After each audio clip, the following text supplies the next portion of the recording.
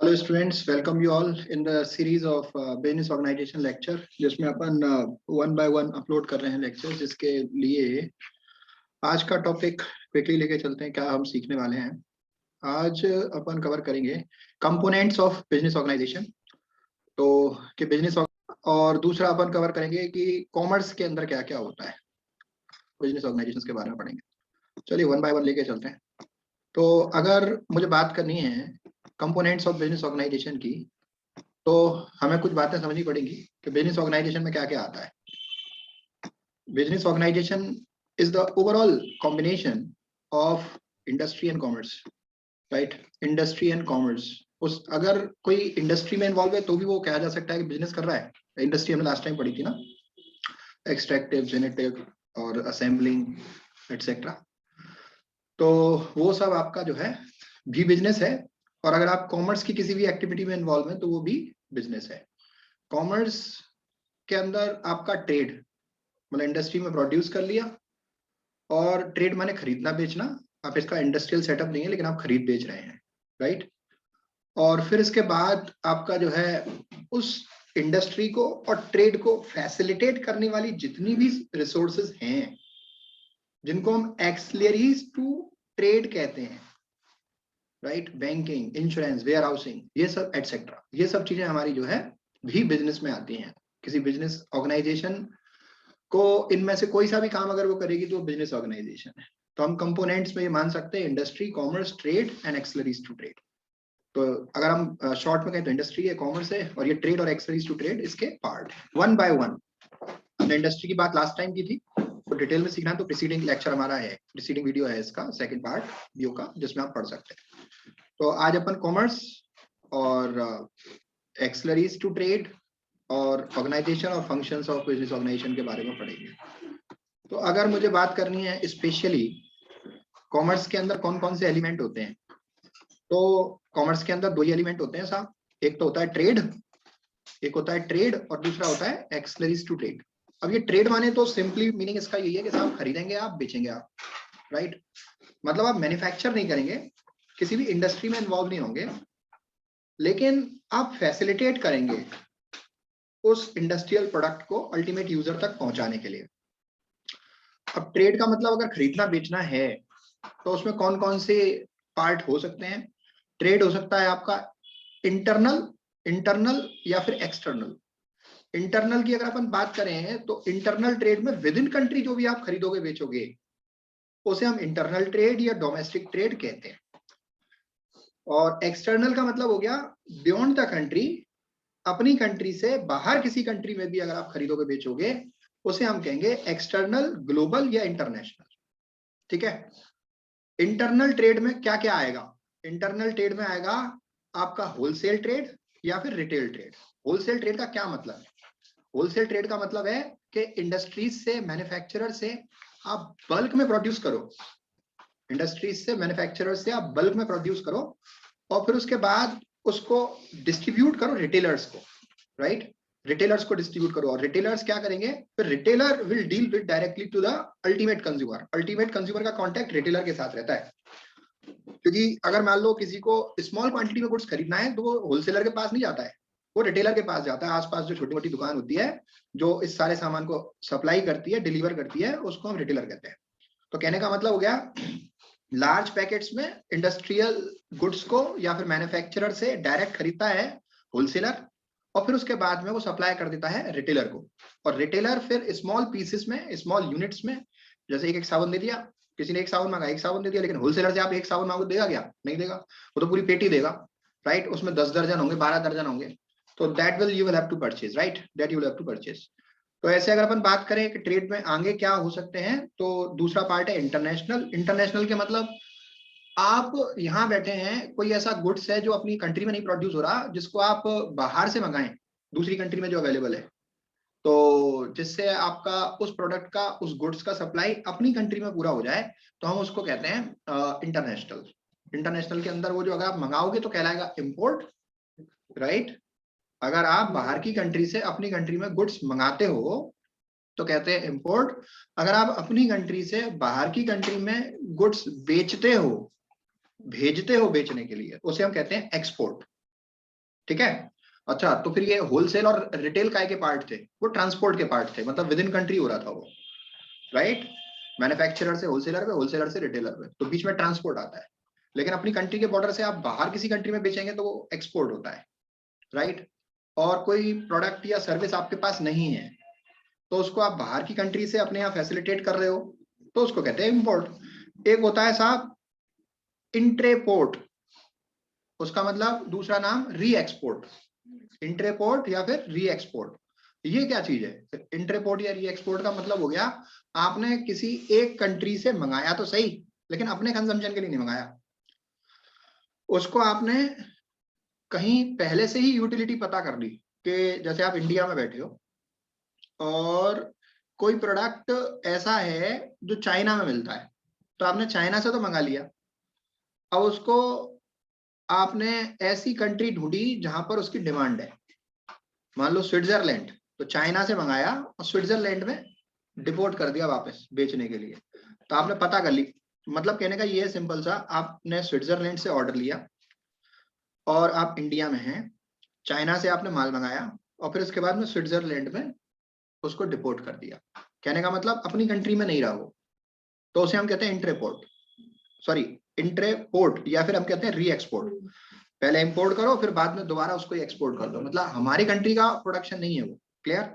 अच्छा, एक्सलरीज to trade की बात करते हैं one by one. Auxiliaries to trade मतलब कहने का ऐसी सारी चीजें जो भी आपके ट्रेड को फैसिलिटेट करेगी, ट्रेड को फैसिलिटेट करेगी। Transportation, transportation will facilitate to the trade. बड़े बड़े ट्रक हैं, रेलगाड़ियां हैं, एयरवेज हैं, तो एरोप्लेन है, इनके थ्रू गुड्स आप सेम कंट्री में एक जगह से दूसरी जगह ट्रांसपोर्ट कर सकते हो। इस फैसिलिटी के बगैर आप इमेजिन नहीं कर सकते कि साहब आपका बिजनेस सक्सेसफुल हो जाएगा। वेयर हाउसिंग, आपने रेलवे से सामान मंगा तो लिया लेकिन अब रखेंगे कहाँ? रखने के लिए आपने क्या किया कि जो रेलवे के बाहर बड़े बड़े गोडाउन होते हैं वहां पर सामान रखा रहता है, फिर आप उससे वहां से रिलीज करते रहते हैं, उसके बदले में आपको उसका किराया देना होता है। तो रेलवे के वेयर हाउस हो सकते हैं, ट्रांसपोर्टेशन के वेयर हाउस हो सकते हैं, ट्रकों से मंगा सकते हैं, मंगाते हैं तो वहां किसी ने प्राइवेटली कुछ आपका जो है सामान स्टोर कर रखने का फैसिलिटी कर रखा है, या फिर मान लीजिए कि कोल्ड स्टोरेज है, तो ये सब वेयर हाउस ही तो हैं। वो फार्म प्रोडक्ट को, एग्रीकल्चरल प्रोडक्ट को आपका कंजर्व करके रखते हैं ओरिजिनल उसकी बेनिफिट की फॉर्म में, जिससे उसका रियल कंटेंट ना लूज हो।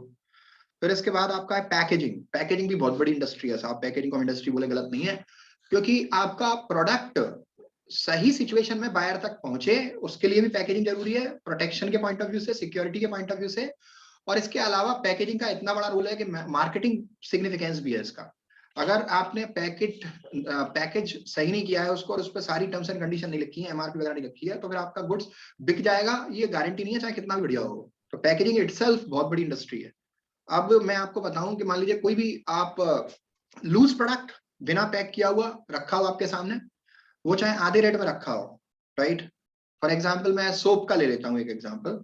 मान लीजिए आपको नहाने का साबुन चाहिए, वो सामने लूज रखा हुआ है, वो 10 रुपए का ऐड किया, राइट। उसका एक केक साबुन का नहाने का 10 रुपए का आ रहा है और उस पर कोई पैकेट नहीं है, लेकिन दूसरा केक अवेलेबल है जिसपे 15 रुपए का आ रहा है जिसपे पैकेट अवेलेबल है, तो you will prefer to that, क्योंकि वो ब्रांडेड है, आप उस पर ट्रस्ट नहीं करेंगे अनपैक्ड पे। तो पैकेजिंग का बहुत बड़ा रोल है। पैकेजिंग सेफ्टी सिक्योरिटी नहीं, मार्केटिंग का भी इंपॉर्टेंस है उसमें। बैंकिंग अगला आपका एक्सरसाइज टू ट्रेड है, जिसका सिग्निफिकेंस ये है कि बैंकिंग फैसिलिटेट करता है ट्रांजेक्शन्स को, पेमेंट्स को, सिक्योरिटी से आपका जो है डिजिटल ट्रांजेक्शन, फिजिकल ट्रांजेक्शन सारे हो जाते हैं, तो बैंकिंग का भी बहुत बड़ा इंपॉर्टेंस है। तो एडवर्टीजमेंट है, एडवर्टीजमेंट आपका जो है मार्केटिंग का पार्ट है। गुड्स जो आपने बनाया अपने कंजम्पशन के लिए थोड़ी बनाया, आपने स्टॉक करने के लिए थोड़ी बनाया, अल्टीमेट यूजर तक पहुंचाने के लिए बनाया, तो आपने जो बनाया उसको पहुंचाने के लिए आप जो भी प्रमोशनल एक्टिविटीज एग्जीक्यूट करेंगे वो एडवर्टीजमेंट में आएंगी। तो ये अपने आप में एक बड़ी इंडस्ट्री है, जो अगर कोई केवल एडवर्टाइजमेंट एजेंसी खुल के बैठा है और इसकी सर्विसेज लोगों को दे रहा है तो वो भी एक बिजनेसमैन है। स्टॉक एक्सचेंज, लोगों मतलब बड़ी बड़ी कंपनीज हैं, इंडस्ट्रीज हैं, तो उनको बिजनेस करने के लिए पैसा चाहिए, तो पैसा वो पब्लिक से लेते हैं, मार्केट से, मार्केट में शेयर कैपिटल इश्यू करके। तो पब्लिक से उन्होंने अपनी कैपिटल सोर्स की और वो पैसा बिजनेस में लगाया और बिजनेस किया।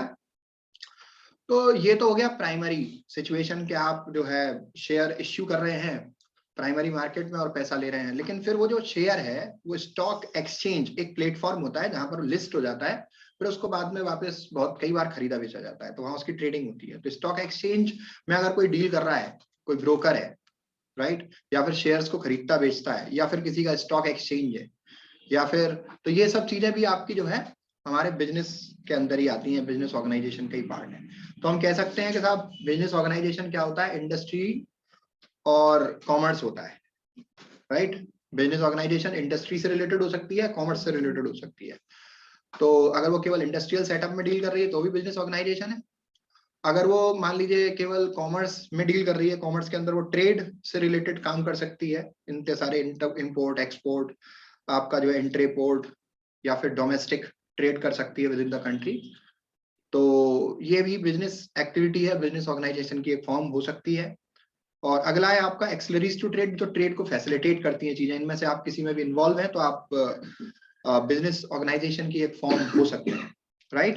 Transportation, warehousing, packaging, banking, advertisement and stock exchange, ठीक है। तो चलिए इसमें हम बात करते हैं कि आपका जो है, अब हमारा जो है अगला टॉपिक है कि ऑर्गेनाइजेशन की हम बात करते हैं।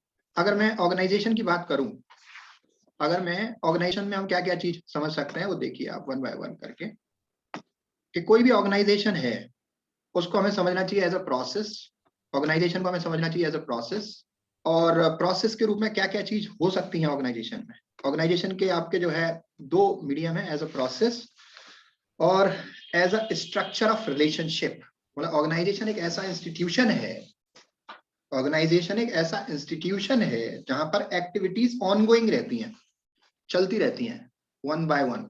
अब ऑर्गेनाइजेशन मैंने आपको बताया कि वो इंडस्ट्री, ट्रेड या कॉमर्स, इंडस्ट्री आपका जो है कॉमर्स से रिलेटेड हो सकती है, इंडस्ट्री, ट्रेड और एक्सक्लरीज टू ट्रेड, ठीक है ना, इनमें से किसी से भी रिलेटेड हो सकती है। कोई भी ऑर्गेनाइजेशन है, मैं सपोज वेयर हाउसिंग मानता हूँ, तो वो एज अ प्रोसेस है ना, वहां पर सामान आता है, रखा जाता है सुरक्षित, उसकी निगरानी रखी जाती है, फिर जब उसकी डिमांड आती है तो सप्लाई किया जाता है, तो एज अ प्रोसेस काम करता है, तो इट्स ऑनगोइंग प्रोसेस।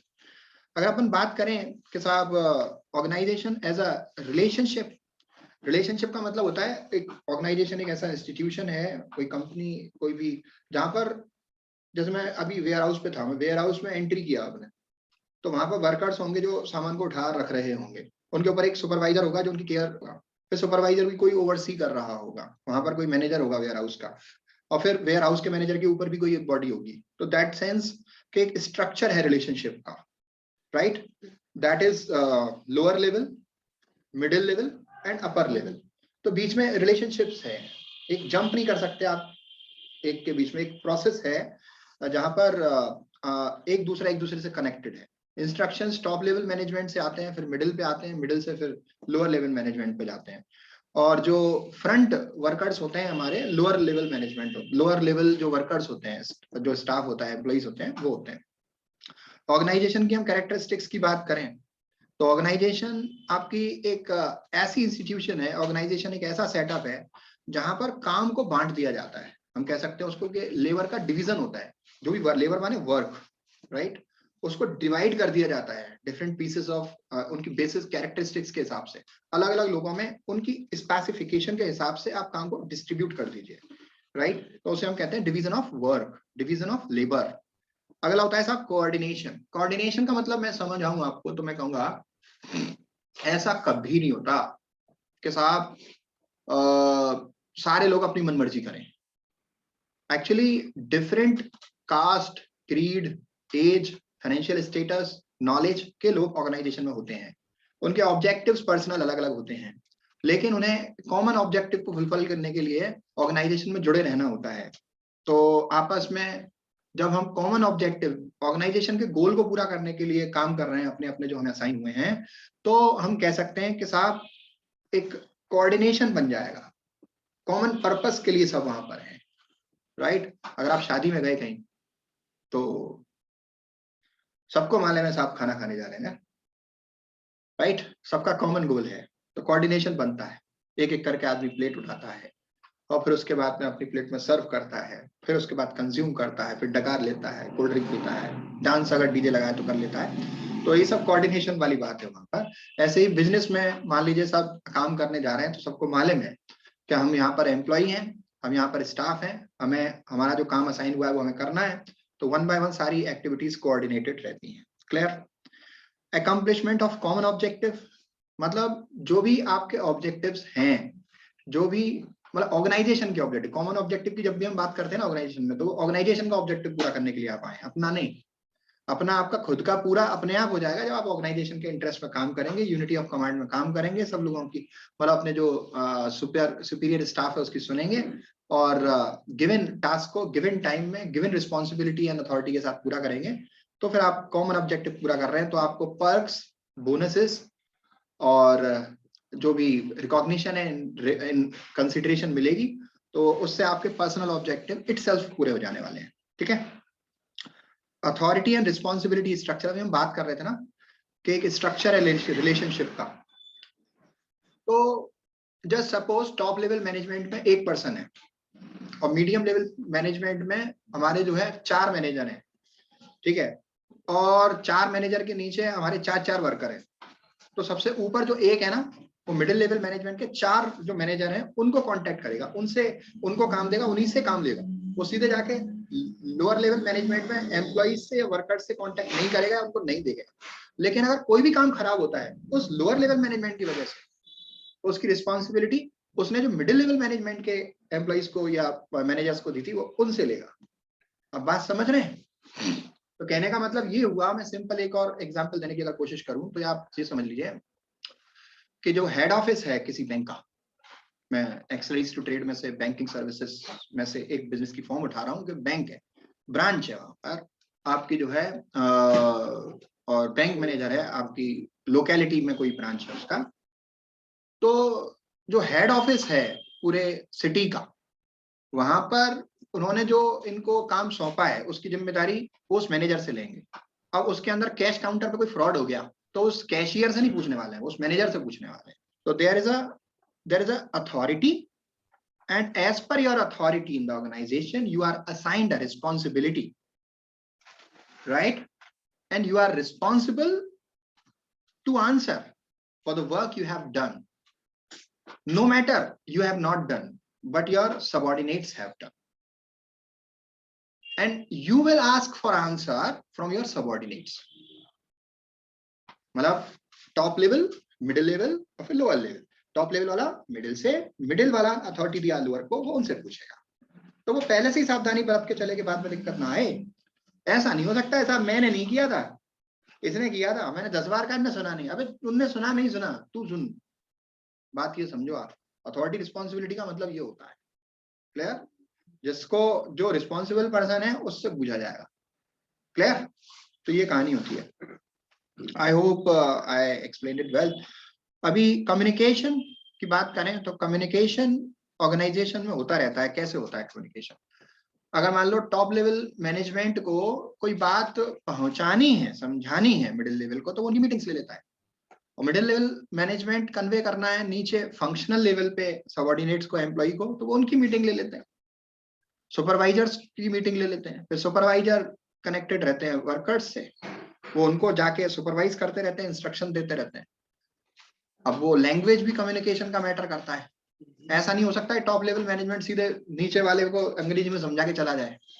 वो तो मिडिल को समझाएगा अंग्रेजी में, मिडिल वाला उसको सुपरवाइजर को समझाएगा अंग्रेजी में, लेकिन सुपरवाइजर उसको हिंदी में समझाएगा। नहीं तो काम तो उससे कराना ना अल्टीमेट। तो ज्यादा जिम्मेदारी ना फ्रंट वॉरियर्स होते हैं, सबसे नीचे वाले। काम सारा धरा का धरा रह जाएगा, मान लीजिए अगर लेबर से काम नहीं कर पा रहा है तो नीचे का जो सबसे नीचे लोअर लेवल मैनेजमेंट है, क्लियर? तो there has to be a particular and very organized kind of communication there in organization which is required. आगे हम बात करते हैं ऑब्जेक्टिव्स के ऑर्गेनाइजेशन के। तो साहब ऑर्गेनाइजेशन के जो ऑब्जेक्टिव्स हैं, पहला है ऑब्जेक्टिव ऑर्गेनाइजेशन का होना चाहिए जिसके लिए सारे एम्प्लॉइज को काम करना चाहिए, जिसे हम कहते हैं unity of objectives. Efficiency is the second very objective, कि साहब जो भी आपको काम करना है एफिशिएंसी से करना है। एफिशिएंसी से करना है का मतलब कुशलता से करना है, ट्रेंड तरीके से करना है। मतलब ऐसा नहीं कि बस लिव एंड आए और बैठ गए। You have to be very formal in that, right? काम हम बात क्या कर रहे हैं? हम बात कर रहे हैं ऑब्जेक्टिव्स के। काय के ऑब्जेक्टिव्स? ऑर्गेनाइजेशन के, ठीक है? तो पहला ऑब्जेक्टिव क्या है? Unity of objectives. दूसरा ऑब्जेक्टिव क्या है? There has to be efficiency of work assigned and performing that. Next objective क्या है? work has to be divided in small pieces, assigned to the workers, and then thereafter taking the responsibility of work done. जो भी आपने काम किया वो आपकी जिम्मेदारी है। मैं आपको एक बात बताऊं कि जैसे किसी एक शू कंपनी को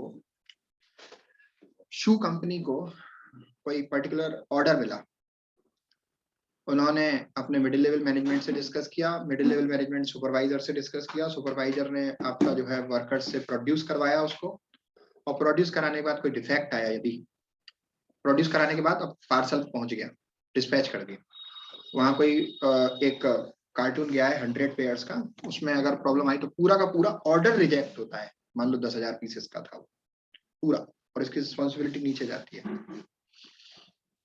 समझ रहे हो? तो एक छोटी सी जो केयरलेसनेस है जिसका भुगतान पूरी ऑर्गेनाइजेशन को भुगतना पड़ता है। तो एक चाहे आपका टाइम ज्यादा लगे, ओवर टाइम भी करना पड़ता है ऑर्गेनाइजेशन में। जब बात सीजन पे काम चल रहा है, ऑर्डर आ रहा है और आप असाइंड हैं उसकी क्वालिटी को चेक करने के लिए, तो you will have to be very responsible in that, right? तो डिवीजन ऑफ वर्क बहुत मैटर करता है। Right person right job, right? काम बांट दिया जाए, अकेला आदमी नहीं कर सकता सारे कामों को, बहुत सारे मल्टीपल टास्क होते हैं। स्पैन ऑफ कंट्रोल का मतलब होता है, अब जैसे आज तो क्लिक्स पे कंट्रोल है, पहले मैनुअली होता था। पहले मैनेजर को अपने सबऑर्डिनेट्स को सुपरवाइज करने के लिए, देखने के लिए मैनुअली विजिट करना पड़ता था, लेकिन अब डिजिटली रिपोर्ट भेजी जाती है। आप जैसे आए ऑर्गेनाइजेशन में, एंट्री हुई आपकी, रिपोर्ट कर रहे हैं आप, तो आप लॉग इन करेंगे, एक थंब इम्प्रेशन होता है, मेल भेजेंगे, मेल आपको रिसीव हुआ, उसे खोलेंगे आप इन टाइम, जो जो उसमें काम है वो आपको पूरे करने हैं। फिर उसके बाद पूरे दिन काम करने के बाद जो असाइंड है, फिर आप कंप्लीट डे रिपोर्ट बना के भेजेंगे इन एंड, राइट? तो वो सब चीजें हैं। हम बात कर रहे थे स्पैन ऑफ कंट्रोल की। स्केलर प्रिंसिपल का मतलब होता है, एक डायरेक्शन होती है ऑर्डर्स की, एक डायरेक्शन होती है कम्युनिकेशन की, जो टॉप लेवल से मिडिल से लोअर पे आती है। बीच में से कोई भी डायरेक्ट अप्रोच फॉर्मली पॉसिबल नहीं है। इनफॉर्मली एक दूसरे के घर ये लोग चाय नाश्ते पे जा सकते हैं, उसमें कोई समस्या नहीं है, राइट? लेकिन there has to be a scalar principle as a formal communication in the organization, right? Scalar का मतलब लीनियर। डेलीगेशन का क्या मतलब है? डेलीगेशन का मतलब असाइन करना काम, राइट? डेलीगेट जो होते हैं वो अधिकारी होते हैं और वो काम असाइन करते हैं। असाइन करने की प्रोसेस अपने सबऑर्डिनेट्स को डेलीगेशन कहलाती है, जो ऑर्गेनाइजेशन में जरूरी है। अगला जो आपका ऑब्जेक्टिव है वो है फंक्शनल रिलेशनशिप। फंक्शनल रिलेशनशिप का मतलब हो गया कि टॉप लेवल मैनेजमेंट, सीईओज या फिर डायरेक्टर्स अपने काम को करेंगे, वो ऑर्गेनाइजेशन के ऑब्जेक्टिव्स को सेट करेंगे, मेमोरेंडम बनाएंगे, ऑब्जेक्ट और काम को बांटेंगे मिडिल लेवल मैनेजमेंट में उनकी मीटिंग लेकर। फिर उसके बाद मिडिल लेवल मैनेजमेंट नीचे मैनेजर्स से फंक्शनल लेवल पे कांटेक्ट करेगा, फंक्शनल लेवल मैनेजमेंट वो अपने जो सुपरवाइजर से कम्युनिकेट करेंगे, सुपरवाइजर वर्कर्स से। जो वर्कर्स है वो ऊपर का काम नहीं कर सकते, जो मिडिल लेवल है वो टॉप लेवल का काम नहीं कर सकता। तो हम कह सकते हैं कि सबके काम अलग अलग हैं, जिससे रिलेटेड फंक्शनल रिस्पॉन्सिबिलिटी सबकी है। क्लियर? अगला हम बात कर सकते हैं एब्सोल्यूटनेस। एग्जैक्ट आपको करना क्या है, this is very definite, certain and clear. अगर आपको काम दिया है कि साहब आपको जो भी प्रोडक्शन हो रहा है उसकी क्वालिटी चेक करनी है, तो आपको यही करना है, उस टाइम पर आप यही करते हुए पाए जाने चाहिए जब तक वो ऑर्डर डिस्पैच नहीं हो जाता, जो भी प्रोडक्शन ऑर्डर से रिलेटेड चल रहा है। इन केस उस टाइम पर, वर्किंग के टाइम पर जब प्रोडक्शन हो रहा है और आप एक्सपेक्ट किया जाता है क्वालिटी चेक करने के लिए और आप घर पर हैं, तो this is not absoluteness of performance of your responsibility. Parity of authority and responsibility. Parity का मतलब कोऑर्डिनेशन, अथॉरिटी और रिस्पॉन्सिबिलिटी में। आप जिस पोस्ट पर हैं उससे रिलेटेड आपकी अथॉरिटी है, आप ऑथराइज हैं उस काम के लिए, और उसी से रिलेटेड आपकी रिस्पॉन्सिबिलिटी है। ठीक है? नेक्स्ट है आपका unity of command. Unity of command का क्या मतलब होता है? Unity of command Top level management has to command overall organization, and there's a unity of direction, there's a unity of objective which has to be performed by the subordinates at a middle level or at the functional level, right? Unity of direction, ऊपर से नीचे की तरफ चलता है direction organizational structure में। Balance, सारी जो एक्टिविटीज हैं that has to be in balance situation, imbalance नहीं होना चाहिए कि अगर ऑर्डर आज डिलीवर करना है तो आप ये नहीं कह सकते कि कल तक तैयार हो जाएगा। सारी अपनी रिसोर्सेज ऑर्गेनाइजेशन की फिजिकल मैनुअल मशीन की लगा देनी है उसको पूरा करने में, जिससे वो हमारा जो कोऑर्डिनेशन है वो बैलेंस रहे। कोऑर्डिनेशन मतलब एक दूसरे को समझते हो। फ्लेक्सिबिलिटी का मतलब आज मैंने कोई इंस्ट्रक्शन दिया तो वो फिक्स नहीं है, अगर उसमें जरूरत है किसी चेंज की रिक्वायरमेंट के हिसाब से तो वो किया जाना चाहिए और किया जाएगा। मान लीजिए हमने एम्प्लॉय से कह दिया कि आप ये काम करिए और इस तरीके से करिए, लेकिन थोड़ी देर बाद हमने इंस्ट्रक्शन दिया ऐसे नहीं ऐसे करिए, तो वो कह रहा है मेरे को बता दो पहले एक बार कैसे करिए। तो हम यहाँ पर बात ये है कि you have to be flexible in accepting the things. हम आपको जिस तरीके से बता रहे हैं ऑर्गेनाइजेशन में चेंज भी कर रहे हैं उसको, तो आपको समझने के लिए तैयार रहना है। जरूरी नहीं है कि आप अपना माइंडसेट फिक्स कर लें कि ऐसे ही काम। There has to be flexibility in understanding, there has to be flexibility in instruction, in decision making. और ऑनगोइंग प्रोसेस है तो सारी चीजें इसमें क्या कंटिन्यू है। नेक्स्ट ऑफ बिजनेस ऑर्गेनाइजेशन कि कौन से ऐसे काम हैं जो किसी ऑर्गेनाइजेशन के हो सकते हैं। बिजनेस ऑर्गेनाइजेशन के अगर हम फंक्शंस की बात करें कि वो कौन से काम करती है, तो कोई भी बिजनेस ऑर्गेनाइजेशन इन मेन 5 टास्क को पूरा करने के लिए एंगेज रहती है। पहला है प्रोडक्शन, दूसरा हो सकता है मार्केटिंग, तीसरा हो सकता है फाइनेंस, तीसरा और चौथा हो सकता है पर्सनल, और बचे हुए अदर में हम रख सकते हैं। अभी कैटेगराइज करेंगे क्या आता है। अब बात समझिए, बिजनेस ऑर्गेनाइजेशन हम बहुत बड़े लेवल की बात कर रहे हैं और बहुत छोटे लेवल की भी बात कर रहे हैं और एक मीडियम लेवल की भी बात कर रहे हैं। बिजनेस ऐसा नहीं कि बहुत बड़े लेवल पे ही होता है। अगर इंडस्ट्री में आप डील कर रहे हैं तो बहुत बड़ा लेवल है, ट्रेड में डील कर रहे हैं तो सबसे छोटा लेवल है, आप कॉमर्स में डील कर रहे हैं तो मीडियम लेवल है, राइट। ये उनके साइज के हिसाब से। तो अगर मैं किसी ऐसी ऑर्गेनाइजेशन की बात करूं जिसमें मेनली थोड़ा थोड़ा सब काम होता है, जैसे कोई चीज प्रोड्यूस भी होती है तो एक प्रोडक्शन डिपार्टमेंट होता है वहां पर, राइट। अभी प्रोडक्शन केवल गुड्स का नहीं होता है, प्रोडक्शन केवल गुड्स का नहीं होता है, सर्विसेज का भी होता है। लेकिन सर्विसेज में हम प्रोडक्शन को ऑपरेशन नाम देते हैं। जैसे किसी बैंक में कोई प्रोडक्ट थोड़ी ना बनाते हो, लेकिन जो भी एक्टिविटीज होती है वो ऑपरेशन है। ऑपरेशन है, ऑपरेशन मेडिकल में नहीं होता है, ऑर्गेनाइजेशन में भी होता है। ऑपरेशन माने डूइंग सर्टेन थिंग्स, राइट। तो हम बात कर सकते हैं प्रोडक्शन, गुड्स का या फिर सर्विसेज के जनरेशन का। एक डिपार्टमेंट होता है जो आपका एक फंक्शन हम कह सकते हैं बिजनेस ऑर्गेनाइजेशन का पहला, जो भी आपने प्रोड्यूस बनाया या सर्विसेज जनरेट की वो अपने लिए नहीं की, क्या करना है उनको फिर अल्टीमेट यूजर तक पहुंचाना है। तो उसके लिए आपको मार्केटिंग फंक्शन का सहारा लेना है, राइट। अगला है आपका फाइनेंस। सारे काम करने के लिए आपको जो पैसे चाहिए वो कहाँ से आएंगे, आप लोन लेंगे, अपना पैसा लगाएंगे, मार्केट से लेंगे, पब्लिक से लेंगे, तो ये हमारा सारा काम। और कितना लेंगे, ये सारा काम हमारा फाइनेंस फंक्शन के अंदर आता है। फाइनेंस सेक्शन एक बहुत ही ब्यूटीफुल चीज है, ये बताता है कि आपको कितने पैसे की जरूरत है, कितने टाइम में जरूरत है, सोर्सेस कौन कौन सी हैं जहां से आ सकता है, फिर उसको बेस्ट सोर्स से जिसकी कॉस्ट कम आए पैसा लेने की, वहां से रिसीव करके फिर उसको ऐसे हमें खर्च करना है जिससे ऑर्गेनाइजेशन के ऑब्जेक्टिव पूरे हो सके और इन्वेस्टर्स का पैसा बढ़ सके। ये फाइनेंस डिपार्टमेंट करता है। अगला है आपका पर्सनल। पर्सनल में हमारा क्या आता है, पर्सनल में हमारा आता है ह्यूमन रिसोर्सेस। ह्यूमन रिसोर्सेस का मतलब होता है आपको इतने सारे काम करने हैं तो खुद थोड़ी करने हैं, आपको कोई पर्सन चाहिए, और वो पर्सन कहाँ से आएगा, सोसाइटी से आएगा। सोसाइटी से आएगा कैसे आएगा, एम्प्लॉइज के रूप में।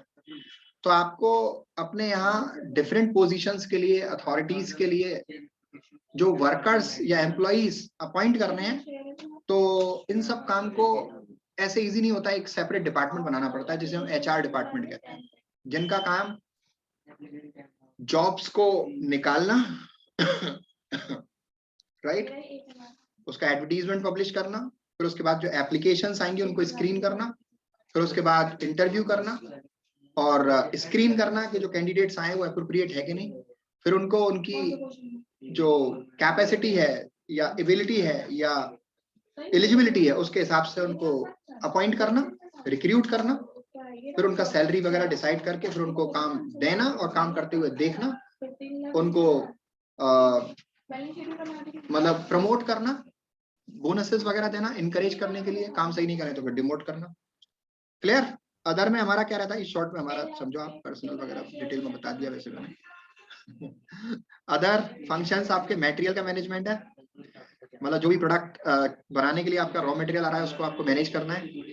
अगला आपका पब्लिक के साथ रिलेशंस का, पब्लिक रिलेशंस का मतलब एम्प्लॉइज के साथ रिलेशनशिप अच्छी होनी चाहिए, आपके वर्कर्स के, एम्प्लॉइज तो वर्कर एक ही होता है, एक कस्टमर्स के साथ रिलेशनशिप अच्छी होनी चाहिए, उसके लिए अलग अलग डिपार्टमेंट पब्लिक रिलेशनशिप मैनेजर बना दिए जाते हैं।